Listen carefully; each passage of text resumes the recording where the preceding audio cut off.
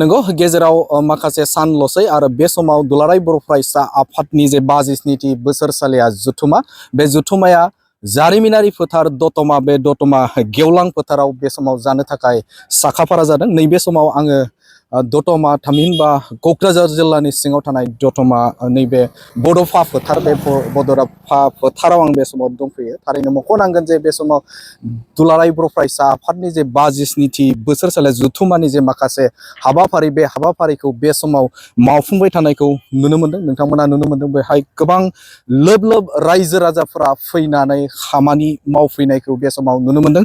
नैबे समाव आं दङ नैबे हाबलांग्रा लामा थामहिनबा बे समाव दुलाराय बर' फरायसा आफादनि जे हाबलांग्रा जे लामा बे लांगोना बे लांगोनायाव दङ। नोंथांमोना नुनो मोनदों जे समायना औवाजों बानायदों जोंगा मागा जे बानायनाय बेखौ नुनो मोनदों। दोरोङारि आदबजों बे समाव बे नैबे हाबलांग्रा गेट बे हाबलांग्रा गेटखौ बे समाव बानायनायखौ बे समाव नुनो मोनदों। आरो बेनि अनगायैबो बे समाव दासान्दि नैबे फ्लेगनि जे हाबाफारि बे फ्लेग बानायनायनि जे खुन्थिया बानायनाय बे हाबाफारिया बे समाव सोलिदों।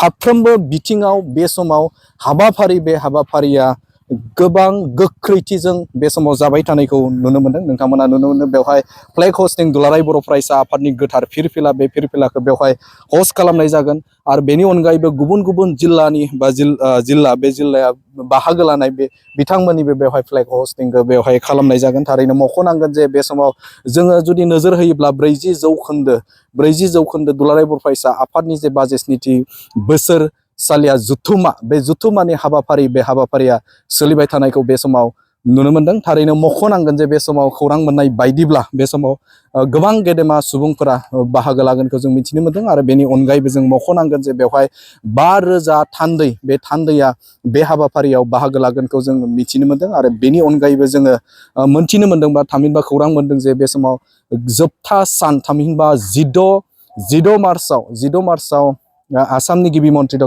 डक्टर हिमन्त बिश्व शर्माजों लोगोसेनो बे समाव हादरनि नखर मन्थ्रि बिथां अमित शाह बिथांमोनाबो बाहागो लागोनखौ जों मिथिनो मोनदों। आरो हादरनि सोलोंथाइ मन्थ्रि आरो आसामनि सोलोंथाइ मन्थ्रि बिथांमोनाबो बे हाबाफारियाव बाहागो लागोनखौ मिथिनो मोनदों। खमैबो 2 लाख बे समाव गुबुन गुबुन जायगानिफ्राय बा रायजो राजा आरो फरायसा बिथांमोना थान्दैजों लोगोसे बिथांमोना बाहागो लागोनखौ बे समाव मिथिनो मोनदों। गोबां बाथ्राखौनो मिथिनो थाखाय आखायाव लागोन। बे समाव आङो दुलाराय बर' फरायसा आफादनि लोगो आफादगिरि बिथां खोरोमदाव औवारि बिथाङा दङ। बिथांनिफ्राय गोबां बाथ्राखौ मिथिनो थाखाय आखायाव लादों।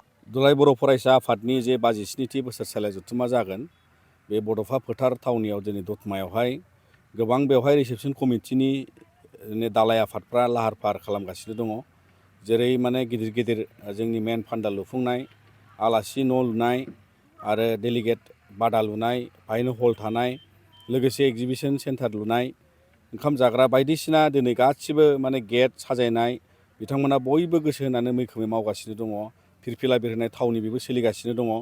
दा बेवहाय जिहेथु दिना बारा गैला जों मिजिंथिदों जे बेखौ गासिबो बिथांमोनहा थि समावनो जोंनो बोखांनानै होगोन। आरो बेबायदि नोजोरजों जों दुलाराय बर' फरायसा आफादनिफ्राय जाहाथे बिथांमोना मैखोमै गासिखौबो मोजाङैनो मावफुंनानै होनो हायो बिनि थाखाय जोङो बेवहाय नोजोर लानो फैदों। आरो दिनै जोङो नोंथांमोननि गेजेरजों बेखौनो मिथिहोनायजों लोगोसे जाहाथे जोंनि जानो गोनां हाबाफारियाव गोबां बेवहाय जोंनि थान्दैजों लोगोसे नोजोरबोआरि बिथांमोना बाहागो लाफैगोन। आरो सानफ्रोमबोनि जे हाबाफारि जेरै 14 अक्ट'आव जोङो गुबैयै बावहाय सोलोंथाइ मन्थ्रि इन्डियानिफ्राय फैगोन धर्मेन्द्र प्रधान बिथाङा आरो आसामनि सोलोंथाइ मन्थ्रि रनज पेगु बिथां फैगोन। फरायसाफोरनि बाहागो लानायजों बेवहाय जोङो मोनसे गेदेरथार मोनसे सावरायनाय हाबाफारि लादों।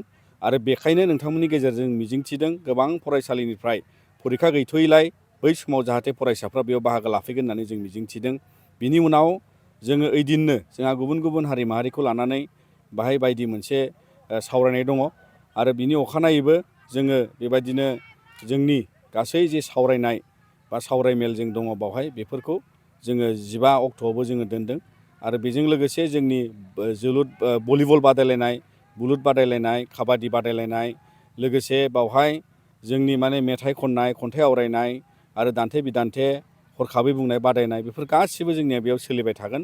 आरो बेजों लोगोसे जोबथा दिनाव जे गेवलां मेल जागोन बेवहाय जोङो 16 अक्ट' खालि जोंना मानगोनां भारतनि नखर मन्थ्रि अमित शाह बिथाङा बेवहाय फैगोननि जोंनो खौरां हरबाय।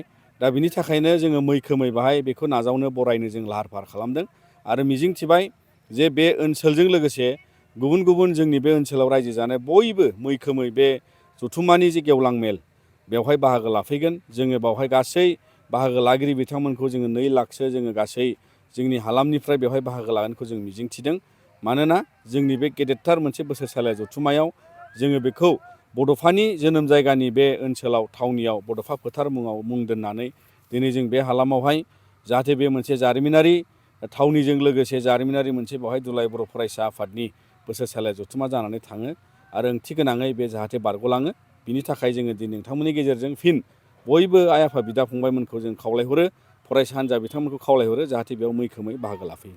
बेसेबांसो थान्दै बाहागो लागोन नोंथांमोननि दुलाराय बर' फरायसा आफादनि? दासिम जोङो दुलाराय बर' फरायसा आफादनि गासै जोंनो दख'रानि बिबानगिरिफ्रा बेवहाय हाबजोबनो मोनगोन थान्दै महरै आरो जिल्लानि थागोन आरो बेवहाय दालाय आफादनिबो बेवहाय माखासेफ्रा बेवहाय बाहागो लागोनखाय जोङो गासै दासिम जोंनि जे बिबां थान्दैनि बाहागो लाफैगोननि दा 5,000 खाथियावहाय दा हिसाब मोनसे जानानै दङ।